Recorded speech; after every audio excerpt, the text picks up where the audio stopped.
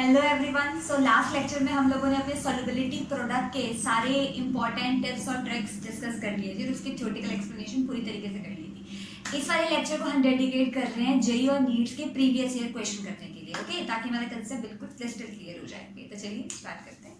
Okay, सो जो first question हम लोगों ने लिया that is from NEET 2017 paper और क्वेश्चन क्या कह रहा है concentration of silver ion in saturated solution of this is इतना, कैलकुलेट केएसपी। बेसिकली आपको कंसंट्रेशन दे रखी है और केएसपी निकालनी है, बहुत आसान है, कुछ भी नहीं करना। चलिए करते हैं स्टार्ट। ठीक है, Ag2C, इसका पहले तो हम देखते हैं केमिकल रिएक्शन। तो ये देगा सिल्वर के 2 आयन और C2O4। अगर इसकी सॉल्युबिलिटी S हो तो इसकी 2S होगी और इसकी S। अब ये क्या दे रखा है, concentration of Ag positive ion in solution is this. What is this? This is the concentration of Ag positive ion. अब ध्यान से देखो, यहाँ पे ना बच्चे गड़बड़ कर देते हैं, बच्चों को लगता है सॉल्युबिलिटी है। प्लीज नोट दिस पॉइंट, ये सिल्वर पॉजिटिव आयन का कंसंट्रेशन है Ag पॉजिटिव का।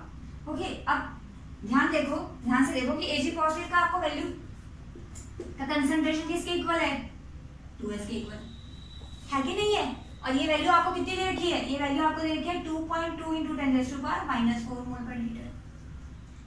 हमारे रिएक्शन के अकॉर्डिंग सिल्वर आयन का कंसंट्रेशन है 2S और इनके अकॉर्डिंग सिल्वर आयन का कंसंट्रेशन ये है। तो रिलेशन क्या निकला, 2S इसके अकॉर्डिंग है, इसके इक्विवेलेंट है। तो S कितना होगा, डायरेक्ट लिख देते हैं 1.1 × 10⁻⁴ मोल पर लीटर होगा ना। अब देखो, अब लगा दो अपना सॉल्युबिलिटी प्रोडक्ट का फॉर्मूला। क्या होना चाहिए, कंसंट्रेशन सिल्वर की, कोफिशिएंट पावर में चला जाएगा C2O4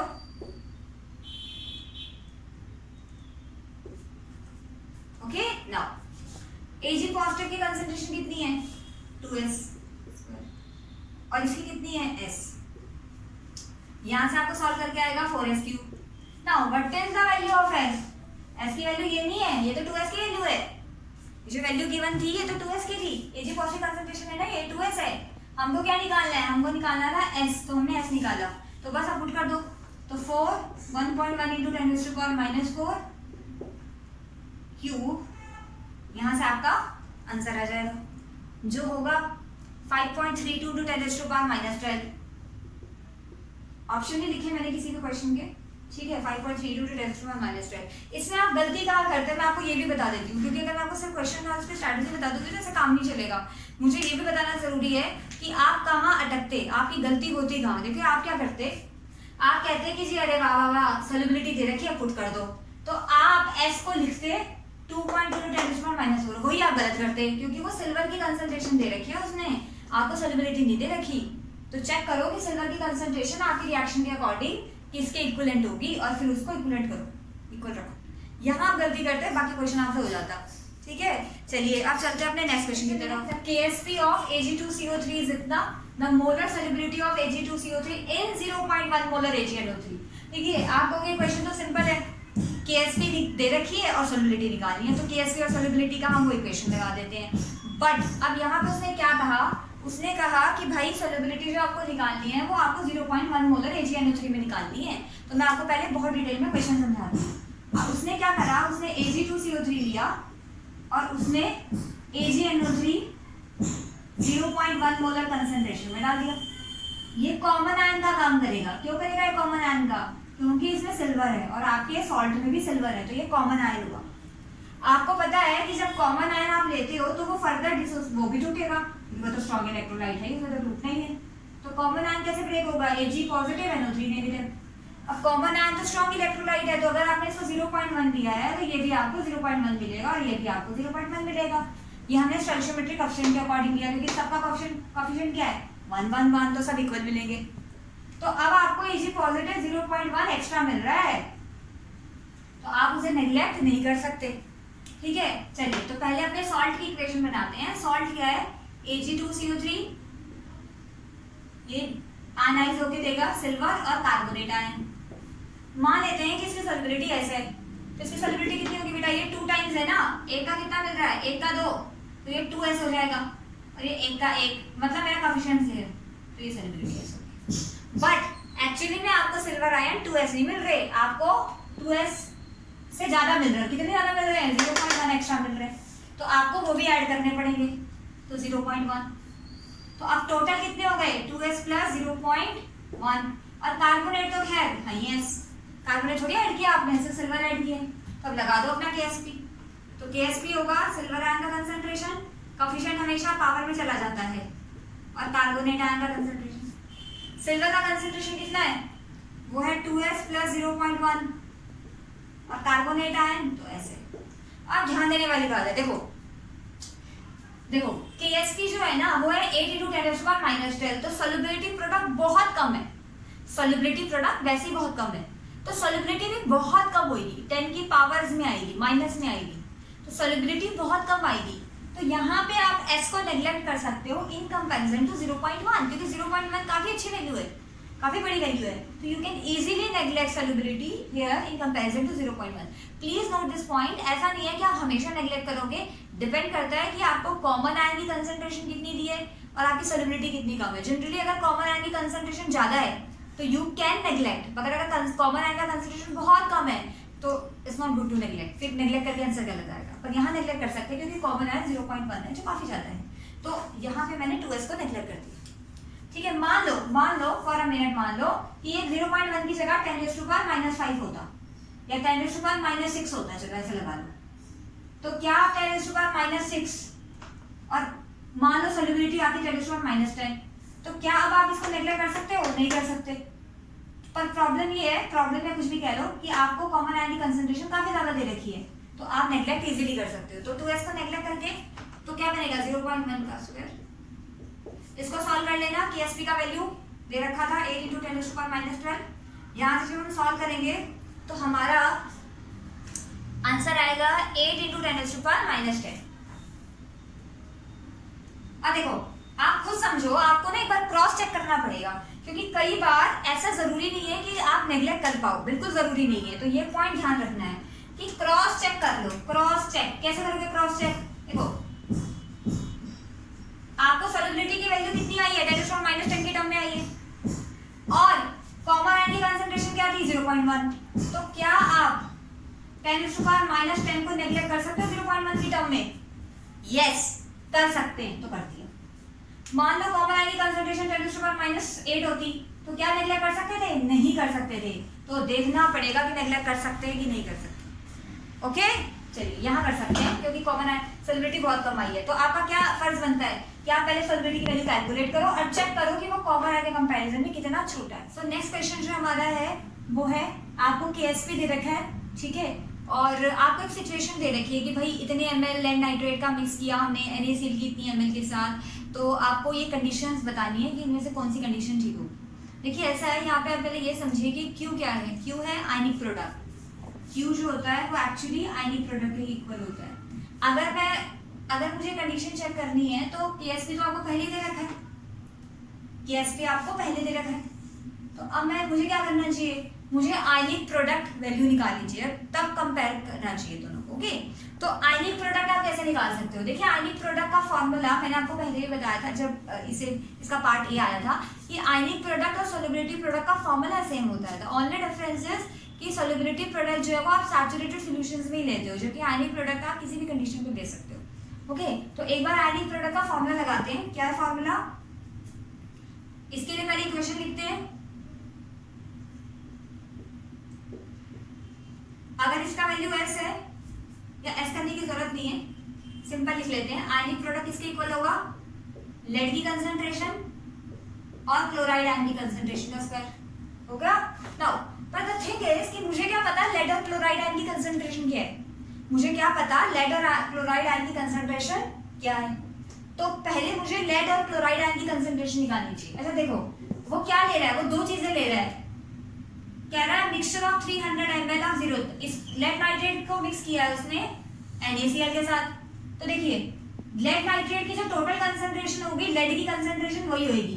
तो concentration of lead nitrate is equal to concentration of lead. Why? क्योंकि दोनों का 1 है यूनिट, दोनों में 1 है। यहाँ पे भी लेड 1 है तो यहाँ पे भी लेड 1 ही होगा। ओके नाउ अब मैं लेड नाइट्रेट की कंसंट्रेशन कैसे निकाल सकती हूँ? देखिए मैंने आपको बताया था कि जो फाइनल कंसंट्रेशन होती है उसको निकालने का मैंने आपको तरीका बताया था कि अगर आपके पास मिक्सचर दिया हो तो आप कैसे निकालते हैं। तो आप लिखते हैं जिसके निकाल रहे हो लेड आयन की कंसंट्रेशन कितनी है 0.134 कितना वॉल्यूम देगा उसका 300 डिवाइडेड बाय टोटल वॉल्यूम कितना है 300 प्लस 100। सिमिलरली NaCl की कंसंट्रेशन किसके इक्वल होगी? NaCl की जो कंसंट्रेशन होगी वही इस Na की भी कंसंट्रेशन होगी। तो यहाँ से आप NaCl की फाइनल कंसंट्रेशन कैसे निकालोगे? NaCl का कंसंट्रेशन पहले कितना था 0.4, कितना वॉल्यूम लिया उसका 100 ml लिया, डिवाइड करेंगे टोटल वॉल्यूम से जो होगा 300 प्लस, यहाँ से सॉल्व करके आपके पास दोनों वैल्यू आएगी। तो जो पहली वैल्यू आएगी वो होगी 0.097 के आसपास और दूसरी वैल्यू आएगी 0.1 के आसपास। नाउ कर दो पुट, आप पुट कर सकते हो तो करो 0.097 0.1। यहाँ से आप आयनिक प्रोडक्ट का वैल्यू निकालोगे या आप क्यू लिख लो इसे, क्यू और आयनिक प्रोडक्ट सेम होते हैं, कई बुक्स में क्यू लिखा जाता है, सिंबल का फर्क है बस, नथिंग एल्स। तो यहाँ से वैल्यू आएगा 9.7 × 10⁻⁻⁴। अब देखो ये आपका क्यू का वैल्यू आया है और केएसपी का वैल्यू इतना है, तो क्या कंक्लूजन निकलता है कि क्यू का वैल्यू लार्ज है, तो B is the right answer. तो यहाँ इस क्वेश्चन में मैं आपको फिर वही बात बता रही हूँ, यहाँ इस क्वेश्चन में आप कहाँ अटकते? आप गलती करते हैं इस वाले पार्ट में, अगर करते तो, नहीं करते तो बड़ी अच्छी बात है, इस वाले पार्ट में। तो इसका अगर आपको डायरेक्ट पता है कि कैसे फॉर्मूला पुट करते हैं तो क्वेश्चन तो कुछ भी नहीं था, इजी था बहुत। तो मैंने कुछ क्वेश्चंस लिखे हैं ये, ठीक है, एक JEE 2019 का और एक 16 का नीट का, ये दोनों क्वेश्चंस लिखे हैं। ये अगर आप ध्यान से क्वेश्चंस को देखो ना तो ये दोनों क्वेश्चन जो है वो कॉमन आयन इफेक्ट के ऊपर है। जैसे पहले क्वेश्चन में उसने मोलर सोल्युबिलिटी आपसे पूछी है, आपको KSP दे रखा है, मगर साथ में उसने NaOH डाल दिया, तो NaOH किसका काम करेगा? कॉमन आयन का। यहाँ पे भी उसने आपसे सोल्युबिलिटी पूछी थी और साथ में उसने NaCl डाल दिया, तो NaCl और NaOH कॉमन आयन का काम करेंगे।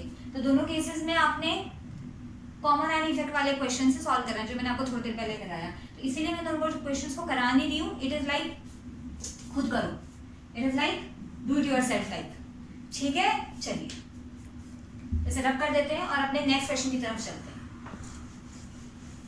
अच्छा दोनों क्वेश्चंस में मैंने खैर अभी रब कर दिए, मगर दोनों क्वेश्चंस में कॉमन आयन की कंसंट्रेशन बहुत ज्यादा है, तो आप इजीली नेग्लेक्ट कर सकते हो, ठीक है।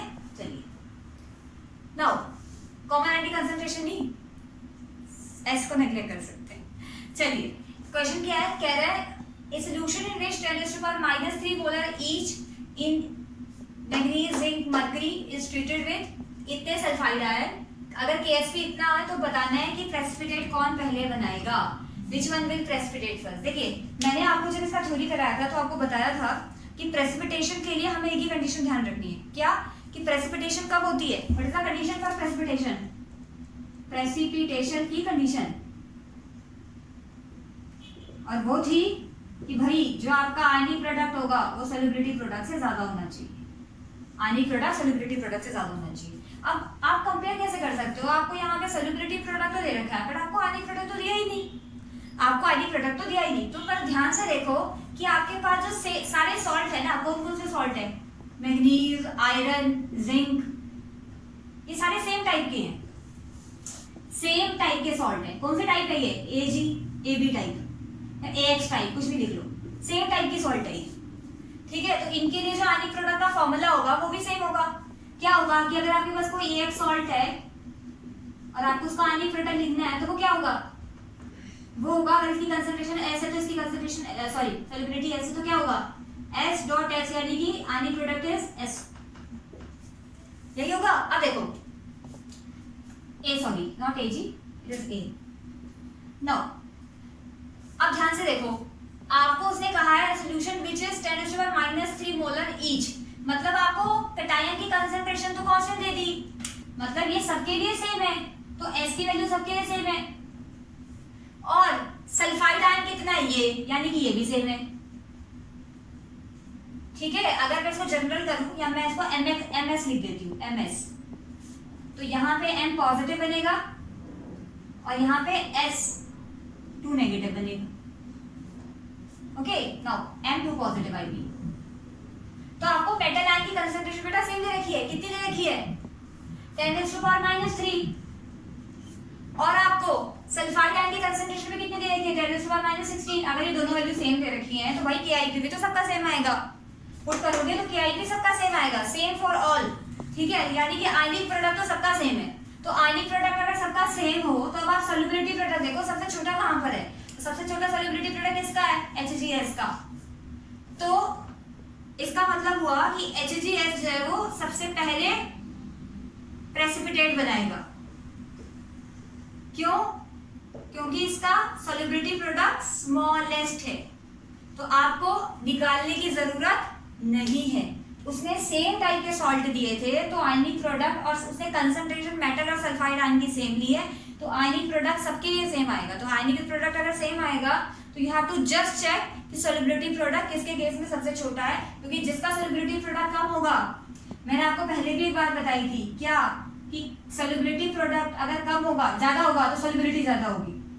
सॉल्युबिलिटी प्रोडक्ट अगर KSP हाई होगा तो सॉल्युबिलिटी हाई होगी, पर ये रूल सिर्फ कब लागू होगा, जब आपके पास सेम टाइप के सॉल्ट होंगे तभी लागू होगा, वरना ऐसा हमेशा जरूरी नहीं है कि होगा, ऐसा तो हमेशा नहीं चला सकते। इस वीडियो का लास्ट क्वेश्चन हमने उठाया है, that is the KSP of, आपको अलग अलग सॉल्ट दे रखे हैं और उनकी KSP वैल्यू दे रखी है, आपको बताना है कि भाई इनकी सॉल्युबिलिटी का ऑर्डर क्या होगा। देखिए बहुत सिंपल सी बात है, अगर आप अपने सारे सॉल्ट चेक करते हैं तो ये सेम टाइप के सॉल्ट हैं, AX टाइप के सॉल्ट है ना, CuS, ये सारे सेम टाइप के सॉल्ट हैं, तो आप सिंपली शॉर्टकट लगा सकते हो। क्या शॉर्टकट होगी हमारी, क्योंकि ये सेम टाइप की है तो ट्रिक क्या लगेगी, सॉल्युबिलिटी किसकी ज्यादा होगी, जिसका KSP वैल्यू हाई होगा, सॉल्युबिलिटी उसकी ज्यादा होगी जिसकी KSP वैल्यू हाई होगी, ठीक है। तो KSP वैल्यू सबसे हाई किसकी है, इसकी, यानी कि इसकी सॉल्युबिलिटी सबसे ज्यादा, देन दिस, तो the order will be this is your solubility order, okay. इस तरफ सॉल्युबिलिटी डिक्रीज करेगी, व्हाई, बिकॉज KSP डिक्रीजेस, तो yes you can simply write this because these are the same type of salt, okay. चलिए इसके साथ जितने type के इसके क्वेश्चन बन सकते थे इस वीडियो में कवर हो सकते थे, मैंने करवाने की कोशिश की है, ठीक है। और बाकी जो मैंने क्वेश्चंस आपको दिए थे आप उनकी प्लीज प्रैक्टिस कर लेना, बहुत इंपॉर्टेंट है, बहुत बार पूछे गए हैं, ओके। चलिए थैंक यू सो मच।